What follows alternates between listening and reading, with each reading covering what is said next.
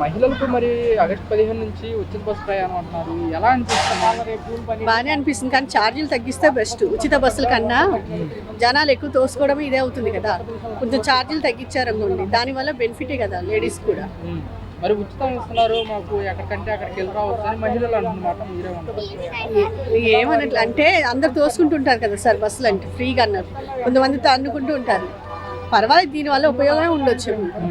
మరి దీనివల్ల ఆటో వాళ్ళకి ఏమైనా ఇబ్బంది అంటారా? ఆటో వాళ్ళకి ఇబ్బందిగా, మళ్ళీ ఫ్రీ బస్సులో ఆటోలు ఎవరు ఎక్కరు కదా, మళ్ళీ వాళ్ళకి ఇబ్బందిగా. మళ్ళీ అది గవర్నమెంట్ గుర్తించాలి కదా.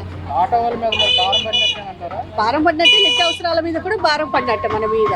కరెంటు బిల్లులు పెరిగాయి, ఇప్పుడు ఎట్లా గ్యాస్ బిల్లు పెరిగింది. 950 అయింది గ్యాస్ బండి. అదే 500 ఇచ్చేస్తే బాగుండేదిగా గ్యాస్ కూడా. మహిళలకు మరి ఉచిత గ్యాస్ సిలిండర్లు ఇస్తున్నారు కదా, మరి గ్యాస్ బండి ఇస్తున్నారు కదా. అవునండి, ఎలా అనిపిస్తుంది? దీపం పథకం కింద బాగానే ఉంది సార్. ఆ పథకం కింద అనేది 3 బండ్లు అనేది ఎప్పుడు ఇచ్చేది కదా. దానికన్నా 500 పెట్టారనుకోండి దీపం పథకం కిందది, అది బెస్ట్ కదా. గ్యాస్ది మనకి ఏ గోలా ఉండదు, మన బ్యాంక్ వెళ్ళాలి, అట్లా కాకుండా అది ఇంకెళ్ళింది. మరి జూన్ 12కి ప్రభుత్వం వచ్చి సంవత్సరం అవుతుంది. అదే రోజున పిల్లలకి తల్లికి వందనము, ఒంటరి మహిళలకు కొత్త పెన్షన్లు ఇస్తామంటారు. ఎలా అనిపిస్తుంది?